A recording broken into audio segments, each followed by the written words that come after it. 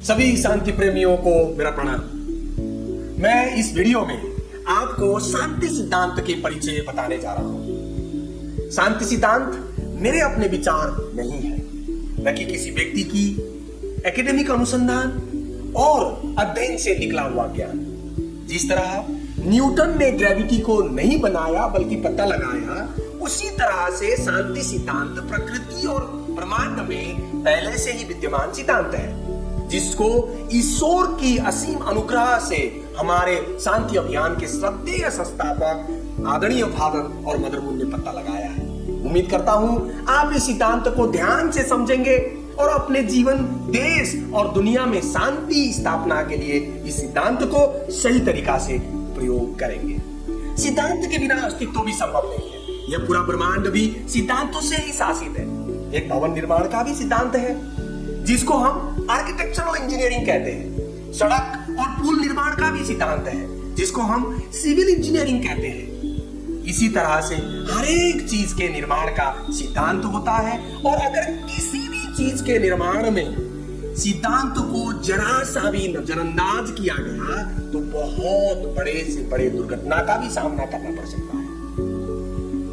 आज आप हम सब हवाई जहाज में बैठकर आराम से आसमान में उड़ते हैं।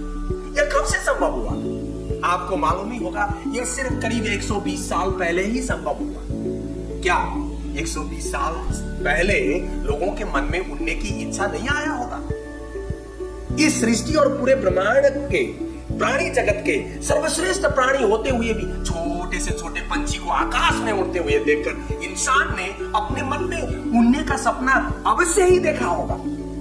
लेकिन इंसान तब तक उड़ने में सफल नहीं हुआ जब तक राइट ब्रदर्स ने उड़ने की सिद्धांत यानी कि प्रिंसिपल ऑफ एरोडायनामिक्स पता लगाकर उसको सही तरीका से अप्लाई नहीं किया। Many thanks to right brothers, जिसके कारण लोग इतने आसानी से आज आसमान में उड़ पा रहे हैं। इसी तरह से इंसान सदियों से शांति के सपना देख रहा है। हम न कि सिर्फ इस दुनिया में बल्कि मरने के बाद के भी आत्मा के भी शांति के कामना करते हैं, और किसी के भी मृत्यु हो जाए हम RIP रेस्ट इन पीस लिखकर श्रद्धांजलि भी देते हैं। लेकिन हम तब तक शांति प्राप्त और स्थापित नहीं कर पाएंगे जब तक हम इस प्रकृति में विद्यमान शांति के सिद्धांतों को पता लगाकर उसको सही तरीका से अप्लाई नहीं करेंगे।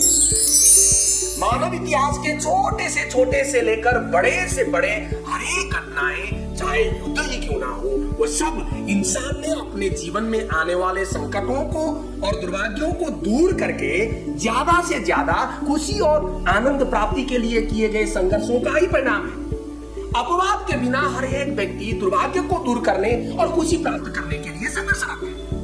अब सवाल यह उठता है कि फिर यह खुशी आनंद कैसे आता है? हम खुशी और आनंद महसूस तब करते हैं जब हमारी इच्छाएं पूरी होती है।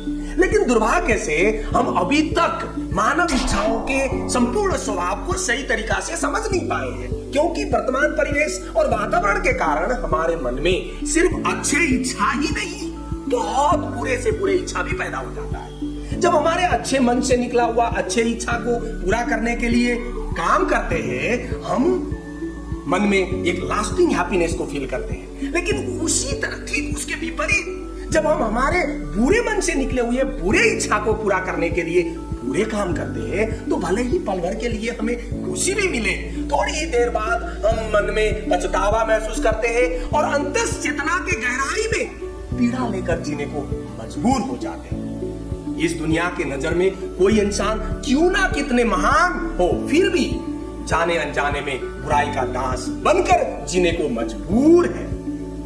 ऐसे ही हालत में जीने को मजबूर होकर ईसाइयों के महान संत पौल विलाप करते हुए कहते हैं, मैं नहीं जानता मैं क्या कर रहा हूं, क्योंकि मैं जो करना चाहता हूं नहीं करता, बल्कि मुझे वो करना पड़ता है जिसको मैं घृणा करता हूं। इंसान के ऐसे अवस्था एक विरोधाभासी और अंतर विरोधी अवस्था है, और ऐसा रास्ता खुशी, सुख और समृद्धि की ओर नहीं बल्कि विनाश की ओर ले जाता है।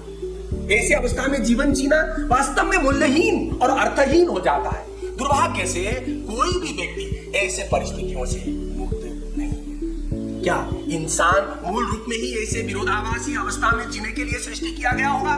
बिल्कुल भी नहीं।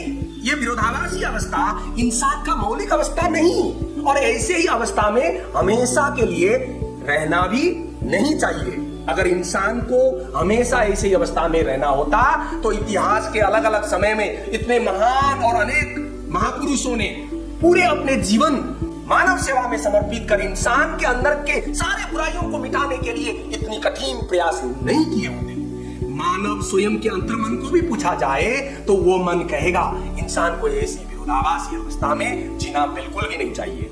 मनुष्य के ऐसे गिरा हुआ अवस्था को अलग अलग धर्मों ने अलग अलग दृष्टिकोण से बताया है, लेकिन एक बात तो सिद्ध है कि यह मौजूद अवस्था इंसान का मौलिक अवस्था नहीं है और इससे मुक्त होना अति आवश्यक है। भौतिक दृष्टिकोण से देखा जाए तो मनुष्य इनविजिबल आंतरिक मन और विजिबल बाह्य शरीर के दो पहलुओं से मिलाकर बना हुआ यह अस्तित्व का एक सृष्टि है। इसलिए इंसान गिरे हुए अवस्था में ज्ञान के दृष्टिकोण से देखते हैं तो हमें दो प्रकार की ही अज्ञानता को उसके अंदर दिखाई देता है। एक है आंतरिक अज्ञानता और दूसरा है बाह्य अज्ञानता। और आप यह जानकर शायद हैरान हो जाएंगे, इंसान सदियों से यही दो अज्ञानता के अंधकार को मिटाने के लिए ही संघर्षरत है। इसलिए इंसान ने एक तरफ आंतरिक मन की अज्ञानता को मिटाने के लिए धर्म और दर्शन के माध्यम से आंतरिक ज्ञान के खोजी का मार्ग विकसित किया और दूसरे तरफ बाह्य शरीर के अज्ञानता को मिटाने के लिए विज्ञान के माध्यम से बाह्य सत्यों के खोज का मार्ग विकसित किया। लेकिन मानवीय अज्ञानता के दो पहलुओं को मिटाकर इंसान के ही अनंत खुशी के लिए विकसित ये दो ज्ञान के खोज का मार्ग विकास के मार्ग क्रम में आगे बढ़ते हुए स्वयं एक आपस का विरोध और आलोचना करने लगे और आज भी अलग अलग मार्ग में ही चलने को मजबूर है। इसलिए धर्म को मानने वाले विज्ञान के तरक्की को अभी भी धर्म से अलग ही देखते हैं और विज्ञान के प्रगति में मग्न व्यक्ति धर्म को एक अवैज्ञानिक और रूढ़िवादी सोच मानकर अपने को धर्म के मार्ग से दूर और अलग ही रखता है। जबकि सत्य बात तो यह है कि यह दोनों मार्ग एक दूसरे के पूरक है, एक के बिना दूसरा अधूरा है। इसलिए महान वैज्ञानिक अल्बर्ट आइंस्टाइन भी कहते हैं कि धर्म रहित विज्ञान लंगड़ा है और विज्ञान रहित धर्म अंधा।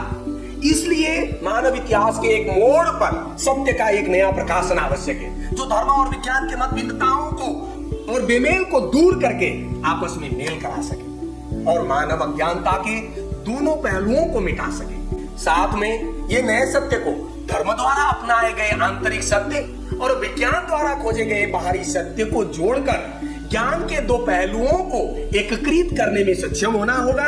अगर मानव इतिहास को गौर से देखा जाए तो हमें समझ में आ जाता है कि पूरा इतिहास ही वास्तव में वह एक ही सत्य के खोज की कहानी है। अनेक महापुरुषों ने अनेकों संघर्ष, त्याग और बलिदान देकर मानव मुक्ति के लिए सत्य मार्ग का ज्ञान लोगों को समझाने का प्रयास किया है। फिर भी आज तक ना तो दुनिया में शांति स्थापना हुआ, ना ही संपूर्ण धर्म और सभी के लिए, पूरी दुनिया के लिए सर्वमान्य और स्वीकार्य एक शांति का सिद्धांत मिल पाया।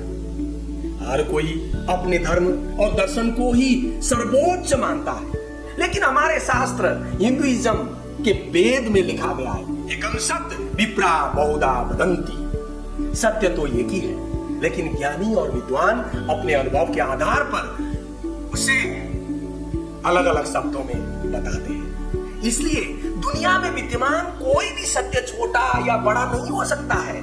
सभी सत्य एक समान है और वो एक सत्य का ही अनेक रूप है। चाहे सत्य को बताने का हजारों तरीकाएं क्यों ना हो, सत्य तो एक ही है और वो शांति के सिद्धांत के रूप में एक अपरिवर्तनीय और शाश्वत सिद्धांत, सनातन सिद्धांत के रूप में होना आवश्यक है।